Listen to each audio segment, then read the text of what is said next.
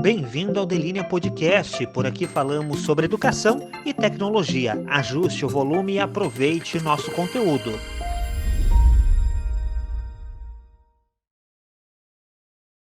Me apresentando, eu sou a Larissa Claes, eu sou CEO da Delinea EdTech. Hoje eu estou aqui para conversarmos com algumas especialistas convidadas sobre tendências na EAD e os diferenciais na aplicação de materiais didáticos inovadores e formatos dialógicos. Para discutir esse tema, convidamos então a professora Margarete Lazares Claes e as queridas integrantes aí das Conectadas, mulheres que atuam com EAD e diariamente trocam experiências, histórias, cases, né? Com várias pessoas aí pela internet, pelas redes sociais, referentes à educação à distância.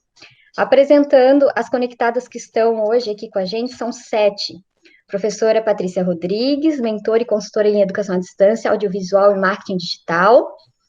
A professora Inês Ferreira, mestre em metodologias para ensino de linguagens e suas tecnologias, gestora, fundadora, cooperada e consultora educacional. A professora Maria Bethânia Batista, mestre em administração e especialista em educação à distância. A professora Renata Costa, professora e coordenadora dos cursos de graduação em tecnologia do Brás Cubas e professora de tecnologias educacionais da pós-graduação na PUC Minas. A professora Paula Carolei, professora na Unifesp, atua com temas sobre didática e práticas pedagógicas, novas tecnologias e educação, principalmente AD online, gamificação e design instrucional. E a professora Viviane Monteavaro, especialista em educação à distância, UX Design e Learning Experience, trabalha na gestão de projetos de produção de material digital. Além da professora Fernanda Furuno, da Dreamshipper, foco em aprendizagem baseada em projetos e desenvolvimento de soft skills para instituições inovadoras. Bom, sejam bem-vindas. Muito obrigada por aceitarem nosso convite para participar da Delinea Podcast. Então, pessoal, eu vou dar início, assim, com uma provocação, pensando, assim, que esse tema, né, das tendências na educação à distância, né, a maioria delas já eram emergentes antes da pandemia, né, e agora, na verdade, elas se tornaram necessárias, né, para viabilizar um ensino remoto, né, e a crescente adoção de cursos na modalidade EAD por instituições de ensino, né, que a gente já percebeu que cresceu bastante. A gente começa a ver, assim, uma alteração nesses espaços de aprendizagem, expandindo, migrando do físico para o virtual, com esse foco futuro, assim, nas realidades virtual, aumentada, na realidade mista, e também os projetos de aprendizagem híbrida, né, que estão muito em alta agora, já estavam antes da pandemia, mas agora se tornou necessário mesmo, né?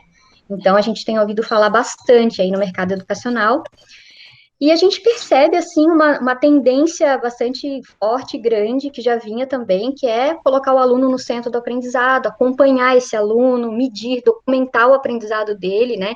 E depois consultar esses indicadores gerados para tornar um ambiente de estudo mais personalizado ainda e perceber aonde que está e não está sendo efetivo, né? E eu acho que essas coisas já nos dão, assim, umas dicas, né, do que está por vir aí, em termos de tecnologias, e como pensar esses materiais didáticos. As instituições, né, estão se preparando na velocidade correta para acompanhar essa nova realidade, né, o quanto os materiais didáticos estão sendo repensados no formato, na dialogicidade, para atender esse aluno que está cada vez mais digital, né, e está participando dessa rápida digitalização. Eu gostaria de falar sobre essa adaptação que as instituições estão tendo. Eu acho que a maioria delas estão lentamente colocando, né, um ensino à distância. E muitas, equivocadamente, estão colocando como o ensino emergencial como se fosse o EAD. Na verdade, a gente já sabe que não é assim que funciona. O EAD ele é bastante complexo, ele precisa de uma adaptação, ele precisa de uma personalização, ele precisa de uma adaptação desse aluno, né? E eu acredito que uma outra vertente também que nós temos que pensar e talvez estudar isso, e colocar como uma tendência é a gestão trabalhar essa adaptação também, né? Porque a gestão é que vai dar essa dinâmica para o pedagógico. trabalhar esses materiais não só com dialogicidade, mas com ferramentas diferentes, né? Várias ferramentas, vários estilos de materiais. Nós sabemos que ninguém aprende igual, todos aprendem só em vídeo, todos aprendem só em texto, né? Então, a gente tem que ter material diferenciado para isso. Concordo totalmente, assim, né? A primeira questão seria essa reflexão, né? E é o que a gente vinha conversando antes, assim, o desafio de agora fazer essa migração, né? De quem teve o ensino remoto para algo mais planejado, né? E pensar nos materiais que são diferentes do material pensado para o presencial também, né? Então, é uma questão aí que muda, na verdade, toda a estrutura, né? Exato, o EAD ele vai personalizar, né, essa realidade dos alunos, né? Eu acho que é por aí que a gente tem que trabalhar nesses diferentes modelos de materiais que a gente vai entregar para esse aluno, né? A gente sabe o quanto que é trabalhoso esse planejamento antes de realmente fazer a EAD, enfim, né? E aqui tem especialistas de várias áreas que eu acho que podem trazer aí, desde o pedagógico à preparação das mídias, né? Eu acho que tem uma questão que muitas vezes a EAD se focou muito na produção do material didático. E o material didático, ele é o recurso da EAD, né? Então, aí ele é uma parte. A Inês falou de gestão, eu acho que gestão de uma forma maior, a gestão macro, a gestão da sala de aula do professor e a gestão da própria aprendizagem do aluno. Então, a gente tem vários níveis de gestão que são importantes, né? E agora, focando nos materiais, né? O que a gente avança? Eu acho que isso é importante. Primeiro, eu sempre foco na estratégia pedagógica, né? Então, assim, primeira coisa é entender o ambiente virtual como espaços em transformações, né? Não apenas como recursos isolados, vídeos, textos, são espaços. E mesmo a educação, a realidade virtual, a realidade aumentada, como é que eles criam ambiências formativas? A gente chama assim, né? Eu gosto da fala de Meia Santos, que ela chama de ambiências formativas. Então, são espaços em que eu possa navegar, em que eu possa construir, em que eu possa me colocar. Então, eu tenho que entender como construir, a gente chama também na aprendizagem criativa de micromundos. Né? Como é que eu crio cenários, e eu posso criar cenários de diversas formas, não só na realidade virtual, mas, por exemplo, o trabalho que a Fernanda Furuno faz de pedagogia por projeto, né? Você cria situações, são cenários que você tem que atuar num projeto. Então, isso também são ambiências formativas, né? Esse é um ponto. O outro ponto é você criar dispositivos formativos. Eu resisto um pouco à palavra ferramenta, porque a ferramenta parece que é algo que soluciona magicamente uma coisa, não. São interfaces em que eu possa, né, construir, que eu possa dialogar, que eu possa depois mapear o processo, né? Então, tem todos esses elementos. Então, acho que o que eu gostaria de colocar é que a gente tem que pensar como a gente constrói esses espaços como ambiências formativas e como os dispositivos permitem essa relação professor-aluno, tanto com a intencionalidade do professor e com uma atuação mais consciente e protagonista do aluno, né? São coisas diferentes. O professor ele tem que acompanhar o registro e o aluno tem que ser mais produtor. Então, aí eu acho que a gente tem que sair dessa lógica do material didático, do delivery, de material de entrega, para algo em que ele vivencie, que ele se relacione, né? Então, essa é a natureza que a gente está vendo, que a gente espera como inovação e tendência. Eu acho que ainda a gente está longe disso. Pegando gancho com a Paula e do material impresso também, né, Paula? Porque eu acho que a gente ainda está muito ligado à parte de material impresso somente. E é um conjunto, como bem colocado pela Paula, né?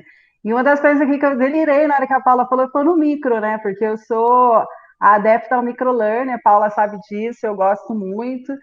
Eu sou a favor da tecnologia móvel como um dos recursos para se ensinar também, não como único, mas como faz parte de um modelo só.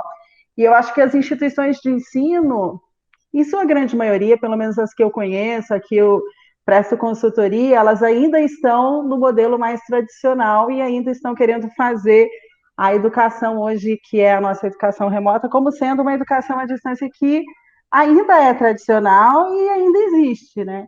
Então, eu acho que nós temos aí um apanhado de ferramentas, como bem colocado pela Paula também, tem que ter um propósito, tem que ter uma estratégia de aprendizagem, mas a gente tem diversas ferramentas que são livres, que são free e que podem ser utilizadas aí como recurso para a produção de material didático, para a disponibilização desses materiais didáticos também.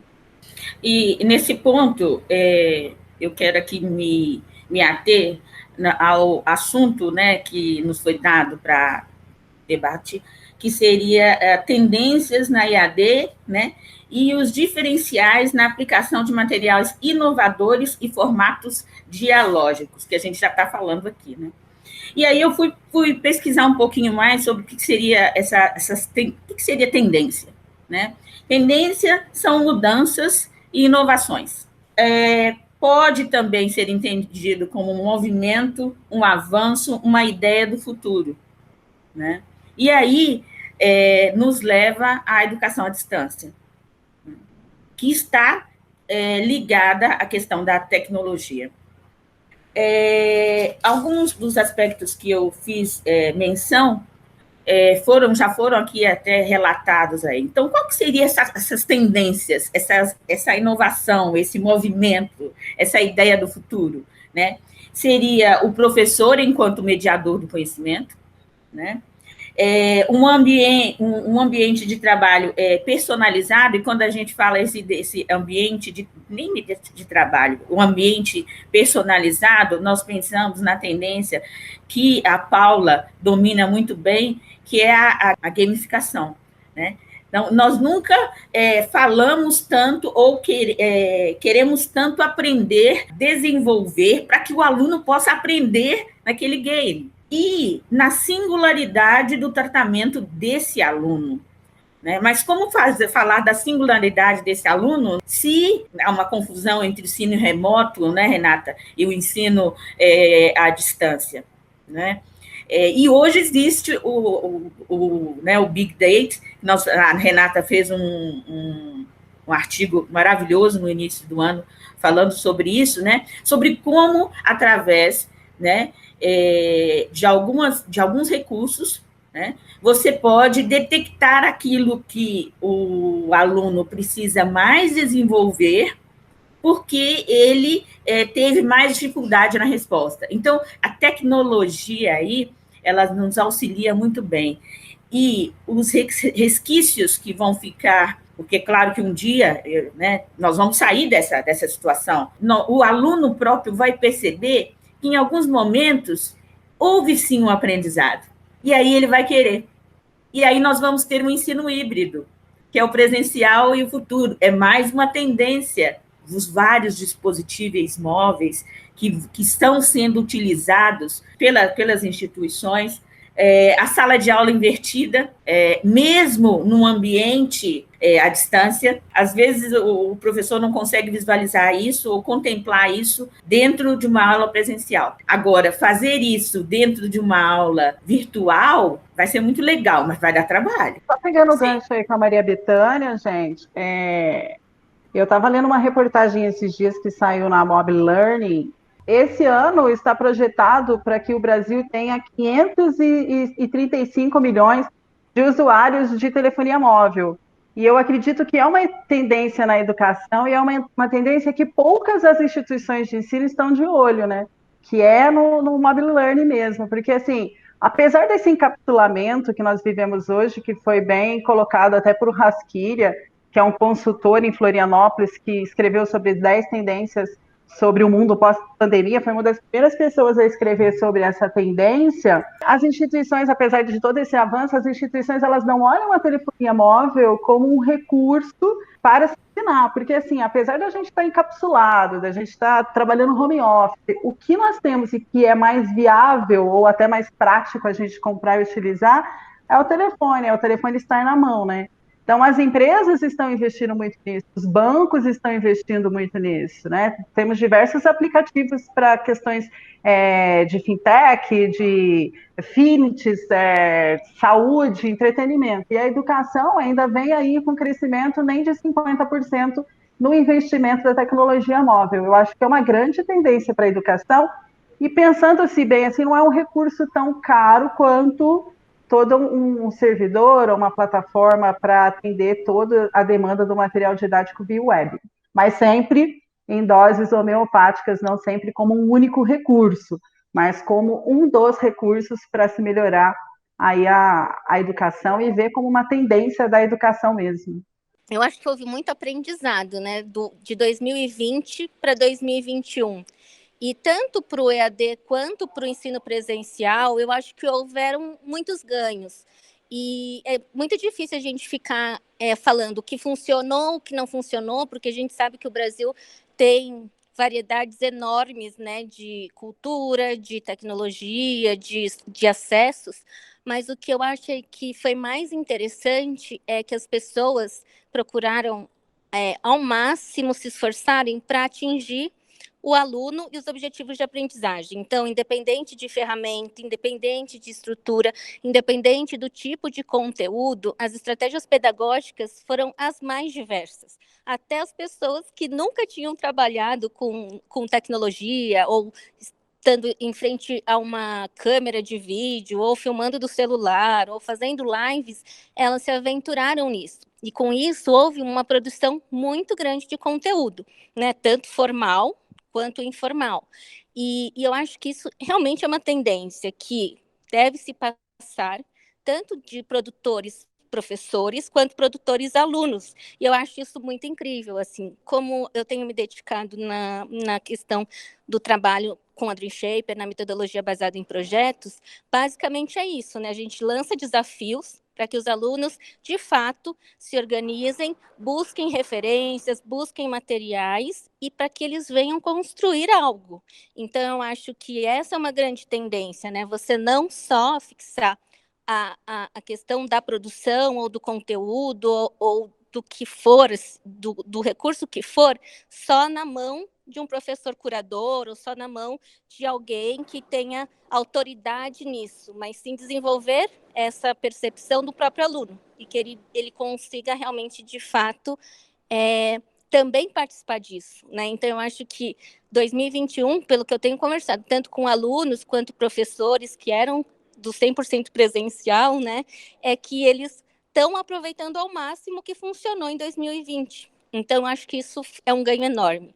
Então, acho que em relação a conteúdo, sim, houve ganhos muito bons, tanto por parte de professores quanto por parte de alunos, que eu acho que quando a gente faz passa uma peneira para ver, né, o que de fato funcionou, a gente vê produções muito boas, desde o ensino básico até o ensino superior.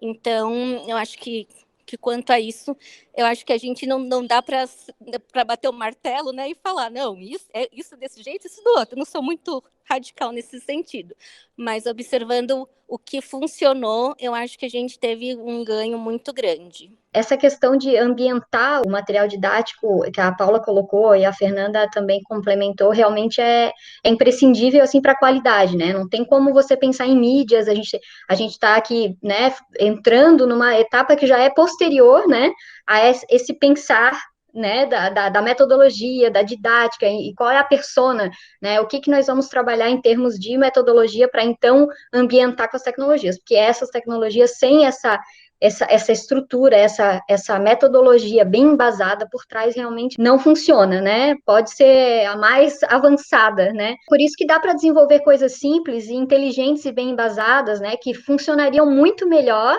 do que realmente tecnologias de ponta sem estarem realmente embasadas numa metodologia bem estruturada. Já era uma tendência essa mistura do presencial com a distância, que se intensificou cada vez mais. Então, tudo bem, a gente tem essa tendência, nós temos essa tendência a dar nomes às coisas. Então, agora é híbrido, é 30-40, é 20-30, é 20-70, 40-60, 20-80, enfim. Mas, assim, saindo dessas caixinhas, assim, cada vez mais, né, nós vamos misturar esse presencial com esse à distância, como uma tendência, né, acreditando que essa pandemia vai acabar, enfim, e que o presencial, entre aspas, vai voltar, ele, acredito, né, e é o que todos estão vendo, assim, e comentando também, ele não voltará como ele era. Ele voltará usando muito mais tecnologia, ele voltará usando espaços de estudos remotos, em casa, e complementações presenciais, enfim. Então, essa mistura do que é EAD e do que é presencial, e o uso das tecnologias, né, facilitando, dando essa questão da flexibilidade para o aluno, do momento que ele vai fazer os estudos. Então, esses momentos síncronos, que podem ser tanto remotos quanto presenciais, e esses momentos assíncronos que dão toda essa flexibilidade. Então, cada vez mais, essa facilitação, né, essa flexibilização do ensino está ficando mais clara. Uma outra coisa que eu gostaria de trazer aqui é a questão realmente dos celulares, né, dos aparelhos remotos, que as pessoas estão com eles nas mãos e nem sempre as modelagens estão voltadas, né, dos próprios materiais, do próprio ambiente virtual, que estão voltadas para essa ferramenta que está na mão do aluno, né, a gente sabe que é o tempo todo. Então, usar mais essas ferramentas, usar o WhatsApp, usar tecnologias também, grupos, enfim, que facilite essa interação com o aluno, porque o aluno, cada vez mais, né, o estudante, né, cada vez mais sente essa necessidade de se envolver. Então, essa metodologia dos desafios, tem gente que chama de metodologia da problematização, não gosto dessa palavra, prefiro dos desafios, né, é uma coisa que também faz com que pensemos no currículo e como esses materiais didáticos estão preparados voltados para as competências. Cada vez mais teoria e prática, né, se fazem presente e necessários, né?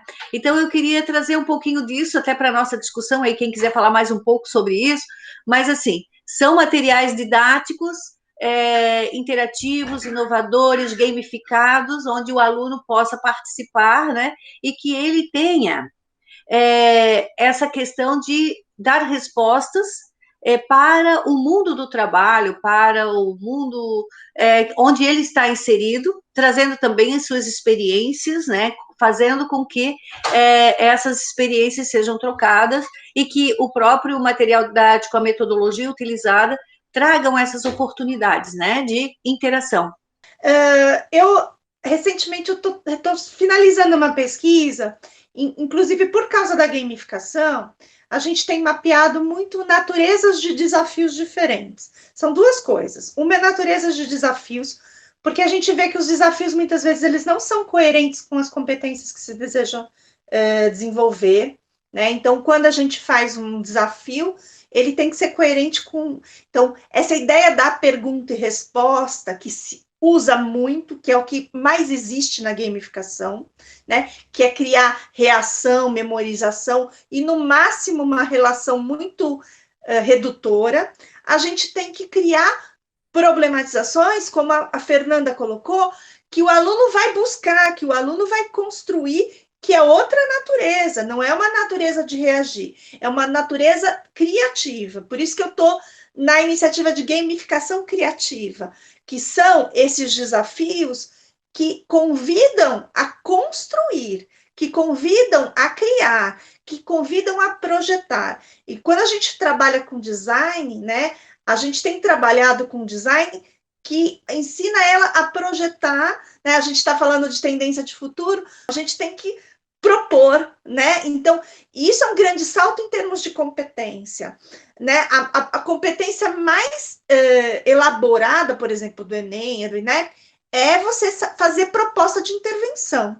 Então, a gente tem trabalhado como a pessoa consegue intervir na sua própria realidade e transformar a sua realidade. E não simplesmente apenas... Claro que faz parte você entender o que está acontecendo, você saber resolver problemas pontuais, saber argumentar, que são competências importantes. Mas a competência mais importante é você saber propor, de saber transformar, né? Então, acho que e isso a gente só desenvolve com metodologias mais criativas e com problematizações mais complexas. Que acho que nunca se produziu tanto material didático, nós sabemos disso, nós que já estamos vindo de anos aí de AD, nunca se falou tanto em recursos, tecnologias, softwares, ambientes virtuais de aprendizagem, mas eu acho que a essência principal, a gente não pode esquecer da qualidade desse material didático. Uma coisa que me inquieta demais, que me deixa muito preocupada, é a qualidade dos materiais didáticos, que a gente tem visto muitas coisas boas, assim como a Fernandinha colocou com muita propriedade, muitas coisas sendo produzidas, inclusive, em parceria com alunos, enfim, parcerias, universidades, iniciativas privadas, enfim. Só que tem também muita coisa que a gente fica preocupada quando a gente vê. Eu lembro que quando eu comecei na EAD em 2005, eu lembro que a gente construía o próprio trabalho, nós trabalhávamos, né, estávamos construindo a EAD, mas uma preocupação muito grande que nós tínhamos, e eu lembro muito bem disso, era referente à qualidade. Então, assim, só fazendo essa pequena observação, e para quem está escutando esse podcast é muito importante, que, assim, a essência da qualidade, que não se perca a essência da qualidade, a essência do material didático, que é a qualidade deste material. Isso, sim, a gente não pode deixar, levando em consideração, claro, as tecnologias, os meios, enfim, isso tudo é muito importante, mas a qualidade é acima de tudo sempre.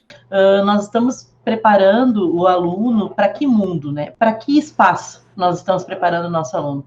A gente tem notado também, assim como as tendências da educação à distância são emergentes e tudo, o mercado, os modelos de negócios também estão diferentes.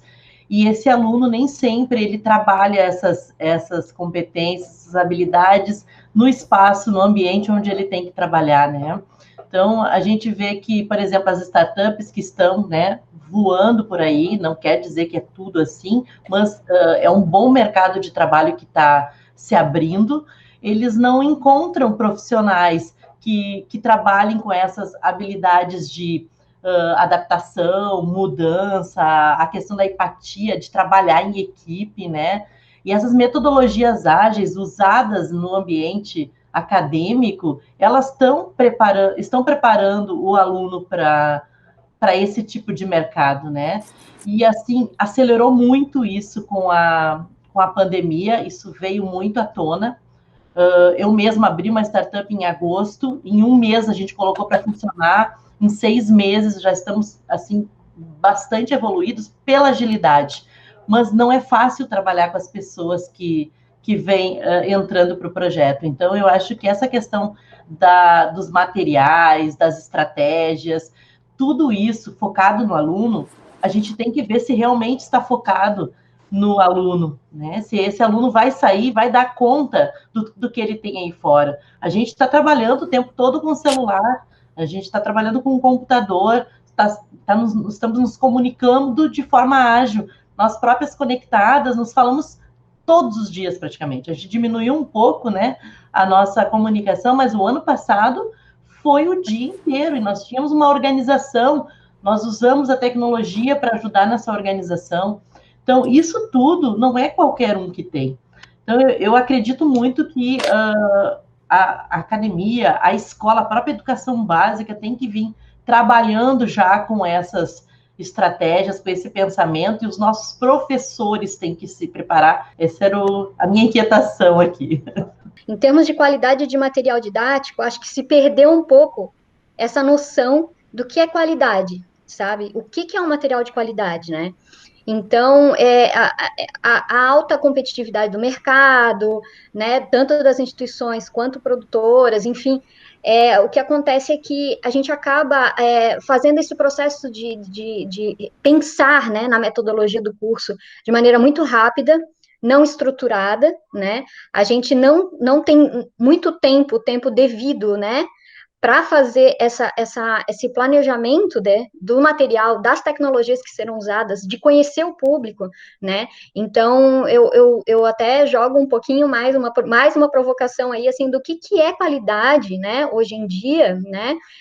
Como que nós podemos fazer o bom uso, né, das tecnologias disponíveis, né? A gente já falou aqui bastante, assim, embasado, né, em metodologias e tudo mais, mas eu acho que essa noção, assim, até para as instituições conseguirem identificar, né, o que buscar, né, em termos de parcerias e em termos de planejamento, porque fica uma coisa assim, é como se a instituição esperasse que alguém fosse dar isso para elas e, né, as produtoras esperassem que a instituição tivesse feito essa metodologia, né?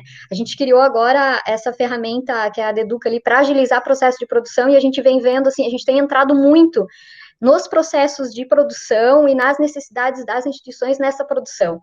E aí a gente vê, assim, que os times, né, eles estão muito pequenos, né, para fazer todo esse trabalho que, na verdade, ele deveria ser feito, que é esse trabalho de pensar, né, o design educacional mesmo, analisar a informação antes, né, qual é a metodologia, não, mas esse curso é diferente do público de outro, eu tenho que personalizar, né, eu tenho que trazer questões práticas para esse aluno, que é diferente da necessidade do outro, a mesma disciplina, às vezes é utilizada, mas essa disciplina, ela tem uma necessidade dentro de um curso, outra necessidade dentro de um outro, então, eu acho que essa visão de qualidade, né, realmente é algo que está se perdendo muito, assim, do que é e o que não é.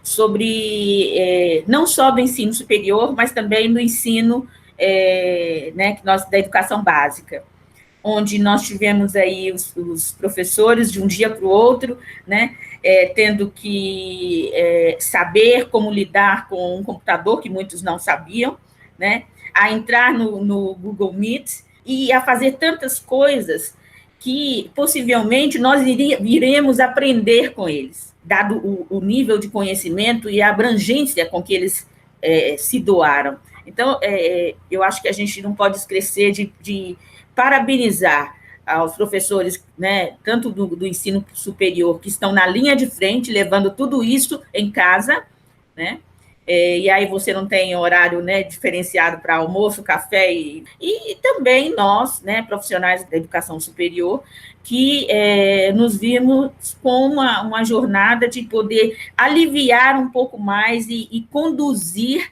para que esse aprendizado ele fosse prazeroso, porque aquilo que não traz prazer, o aluno não vai levar para frente, ele não vai pegar para si. Você nos trouxe aí, Larissa, algo que eu considero muito importante, essa personalização, essa palavra foi muito falada aqui, né? Esse material personalizado de uma disciplina, mesmo que ele não tenha o conteúdo diferenciado, para público-alvos diferentes, para as turmas diferentes, né? Porque assim, porque não dá para eu contratar alguém que vá fazer uma disciplina em que aquela disciplina não é a base do curso e fazê-la, né, e pegá-la e colocá-la em todos os outros cursos que existem. Eu tenho uma disciplina ou um conteúdo, enfim, que ele é útil para vários cursos, mas eu posso usar uma base dele e dar um diferencial para cada um. Então, assim, também não preciso fazer tudo do zero, né? Sim. Que é isso que a gente também trabalha e coloca para as pessoas. A gente sabe que o retrabalho, existem os custos, então, assim, todo mundo precisa fazer economia. Claro, tem coisas que eu posso reaproveitar e posso acrescentar ou tirar coisas e personalizar, entende? Então, personalizar não significa que eu tenho que começar tudo do zero, não é? Então, Sim. eu posso pegar algo e melhorar ou modificar para um público, modificar para outro público, enfim. Mas a gente sabe que aí também tem a questão né, de viabilidade dos projetos, né? Mas não é porque eu estou olhando a viabilidade que eu tenho que fazer tudo igual ou tudo diferente. Eu entendo que a gente tem que reaproveitar e muitas vezes remixar, mas colocar o poder disso em quem está fazendo, da consciência dele. É claro que tem. E a questão de currículo não é uma grade de conteúdo que é fixa e que a gente tem que seguir. Ao contrário, o currículo você tem que trazer coisas do seu cotidiano. Currículo, ele é socialmente referenciado. A gente não pode impor um currículo único para o Brasil inteiro. Isso não existe. Currículo, a gente tem que trazer uma base em que as pessoas projetem aquilo que elas fazem, aquilo que tem na comunidade dela, que ela construa junto com a comunidade dela. Então, o currículo, ele tem uma base que a gente chama de cotidianista muito importante, que é aí que vem a dialogicidade do material. Então, o material, ele tem que promover que as pessoas possam se projetar dentro dele, né? E não dar tudo pronto. Esse é um grande diferencial. E o que a gente tem feito, em termos de personalização, entre aspas, é construir trilhas, mas trilhas pedagógicas que a pessoa escolha o seu caminho e ela acompanha coisas. Eu posso ter materiais reaproveitados, mas que as pessoas façam o seu caminho e que elas possam desenhar suas trilhas e entender a sua jornada. A jornada é a experiência pessoal, é o que eu vivi naquilo. Então, a aprendizagem, ela é individual, sempre é individual, sempre. Né? O que a gente oferece são provocações, a gente oferece ambiências formativas, a gente oferece recursos diversos para que a pessoa construa essa própria jornada e consiga mostrar essa jornada para alguém que está acompanhando essa autoria, que possa intervir, né, mediar. É que muitas vezes as personalizações, elas foram também tratadas como algoritmos, já pré-programados. Quando o ambiente adaptativo, a plataforma adaptativa, ela é baseada em algoritmo, ela tem um problema seríssimo, porque eu crio algumas condições, só que a plataforma decide por mim.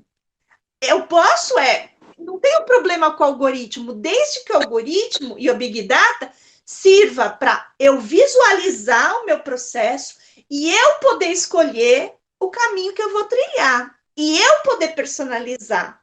Então, essa é a diferença. Quem é que tem poder de escolher o caminho? É o aluno? É o professor que determina ou é o algoritmo?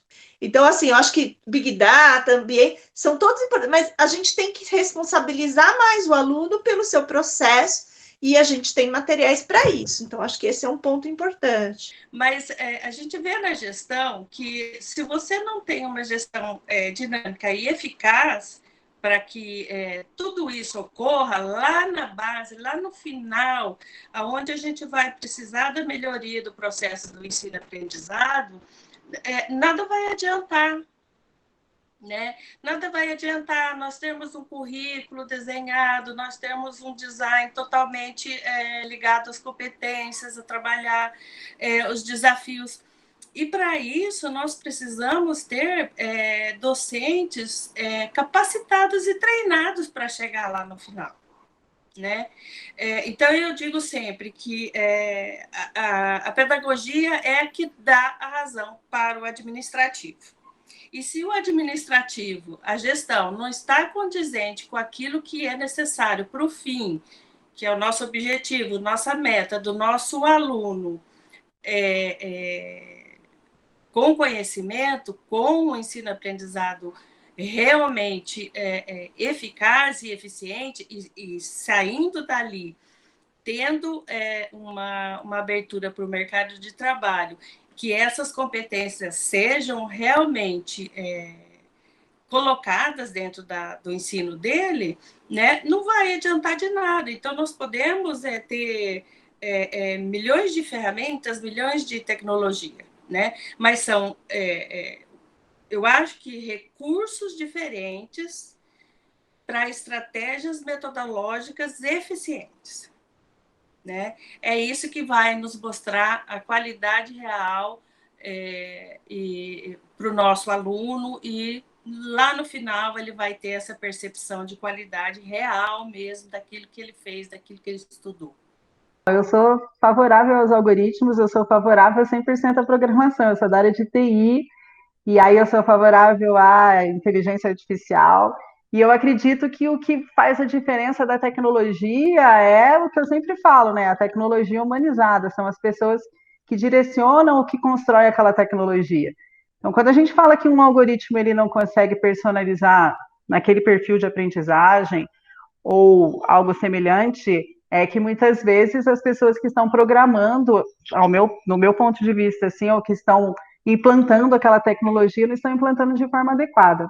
Mas o que eu queria falar da personalização é que no final de 2019 eu até escrevi um artigo para o LinkedIn, preciso voltar a escrever para o LinkedIn, que eu gosto, sobre a personalização da educação à distância, e que veio aí ao encontro com o que aconteceu com a pandemia, né? Se eu estava prevendo ou não, eu não sei. Mas essa personalização, e aí tem muito a ver com o que a Larissa estava dizendo sobre as qualidades, a Patrícia bem disse também, sobre as qualidades do material didático, de colocar o aluno no centro dessa aprendizagem por meio da personalização, e é uma personalização baseada na missão e na visão da instituição de ensino, que é uma das coisas que a Enem sempre coloca como administradora. Agora eu estou coordenadora de um curso presencial e sou professora de tecnologia, mas eu também já vim de uma gestão bem maior com relação à educação à distância. Então, eu tenho uma visão diferenciada. Eu não falo só da educação da sala de aula, eu falo da educação como gestora mesmo, como gestão, né?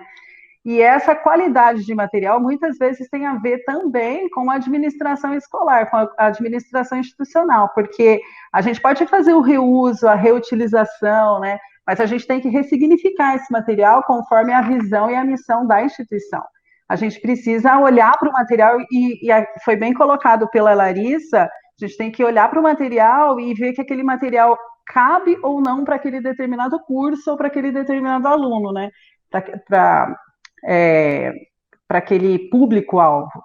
Eu, como professora de tecnologia, eu sofro muito para aplicar tecnologias nos meus alunos, porque para eles tecnologias é ferramenta de desenvolvimento de banco de dados, e nem sempre é só isso, né? A geração que nós nos encontramos hoje, das pessoas dos alunos que entram na instituição de ensino, é uma geração mais nova, mas é uma geração que é baseada em redes sociais, no uso das redes sociais, e elas não sabem, na grande minoria ou maioria, não sei, não tem um estudo sobre isso, mas muitas vezes elas não sabem utilizar a tecnologia de forma favorável ao seu crescimento acadêmico e ao seu crescimento profissional. Eu já encontrei aí 2020 para cá, né, com o uso da educação remota emergencial, muita dificuldade em fazer os meus alunos próprios da tecnologia em utilizar um Google Drive, em utilizar um Word, um editor de texto que seja, uma planilha eletrônica. Por quê? Porque eles vêm de uma educação que é uma educação de rede social, é uma educação de aplicativo, é uma educação de clique, né? Enfim, era só mais um apanhado aí geral da personalização, que eu penso da personalização do material, e eu acredito que está baseado na qualidade e principalmente na missão e na visão institucional. O que acontece? Eu não sou contra os algoritmos, pelo contrário. O que eu sou contra é o algoritmo decidir. O algoritmo, ele está lá para ajudar a mapear, para dar visualização, para ajudar na tomada de decisão, né? O algoritmo, ele tem que ajudar. Então, existem coisas que são padronizáveis, e isso a gente usa o algoritmo. Agora, existem coisas que são singulares, e as coisas singulares, o que o algoritmo tem que fazer? Ele tem que emergir para que a pessoa perceba a singularidade, tenha consciência e possa tomar decisão. Então, os algoritmos são muito importantes para fazer as singularidades emergir. Eles são bons para padronizar o que pode ser padronizado e para emergir as singularidades, para que a pessoa possa perceber essas singularidades e poder atuar e ser, né? Então, eu acho que é esse ponto, que é essa humanização que a gente precisa dos TIs, né? O que pode ser padronizado e o que não pode, e aí a gente tem que ajudar a fazer essa singularidade emergir e visualizar para que as pessoas sejam mais conscientes e tomem mais decisões por si. É isso. Esse é um assunto super atual, né, gente? É a ética no uso da tecnologia, né? O quanto eu vou induzir o meu usuário, o quanto eu vou dar a ele a escolha. Olha, você acessou mais vezes esse tipo de material, enfim. Tanto que a LGPD veio aí para trazer um pouquinho, né, de padrões, mas é a discussão do momento mesmo. Acho que é uma tendência a gente até refletir sobre essa ética, né? E o quanto a gente vai utilizar isso para dar opção para o aluno de maneira transparente, né?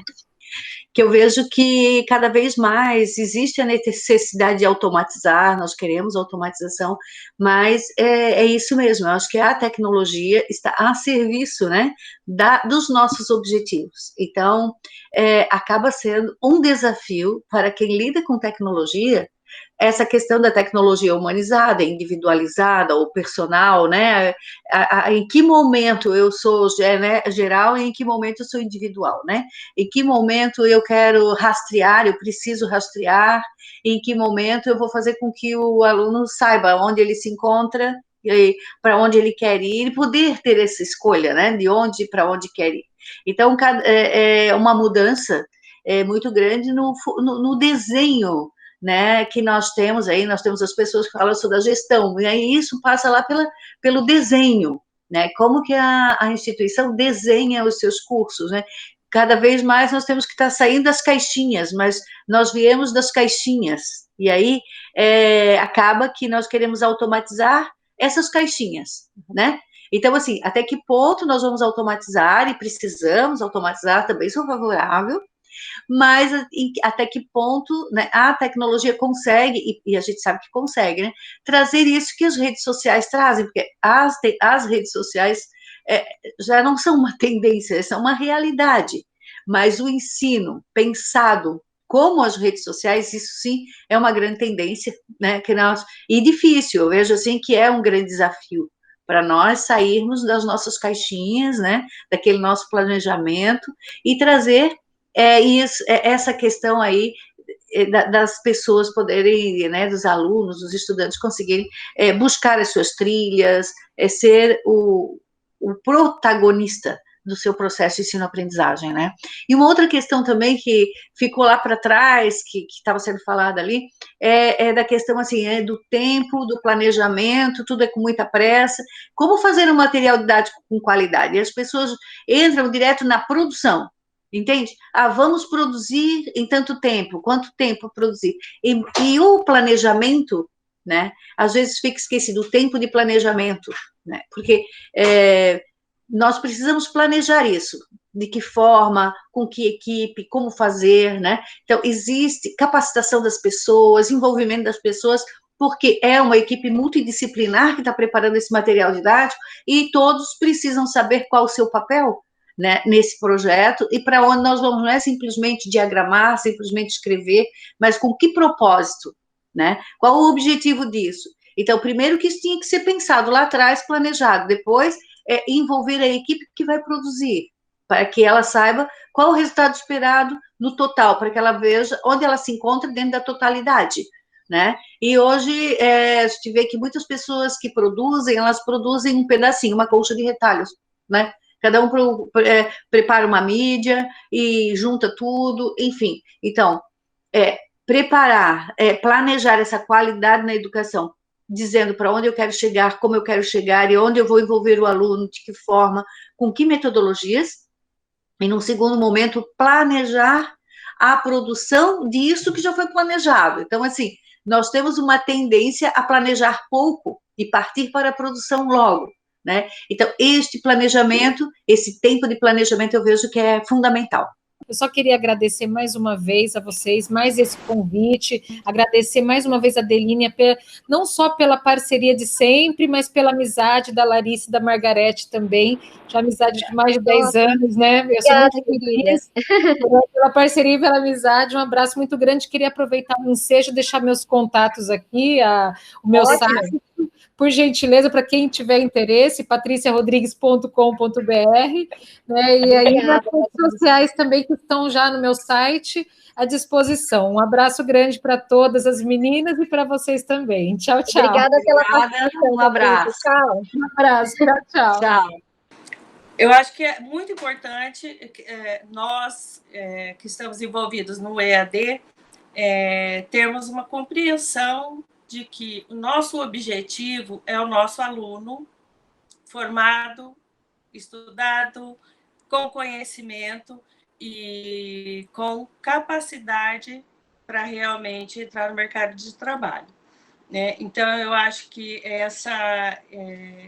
tudo isso ela vai de encontro com o quê? Com a capacidade que o professor vai ter de colocar tudo isso para esse aluno, né? A Betânia mesmo colocou, né? Tem que ser com prazer, né? Tem que ser uma coisa bem feita, tem que ser uma coisa que vá de encontro com a necessidade deles, né? Que eles estejam acostumados, para chegar lá no fim e não se tornar uma coisa cansativa ou se perder no meio desse caminho, né? Porque acontece muito, depois da captação dos alunos, ele acabam se perdendo aí no meio do caminho do curso.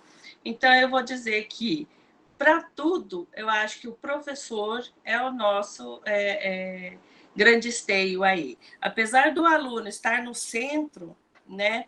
Ele está no centro, mas atrás dele vai ter o nosso anjo ali, que vai ser o professor. Né?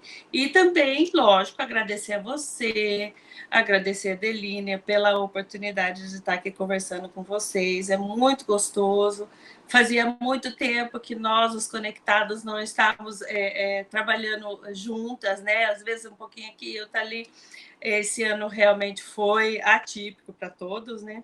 Então, agradecer a oportunidade, porque EAD está na veia, nós adoramos falar disso, né? A gente começa a falar e não para mais.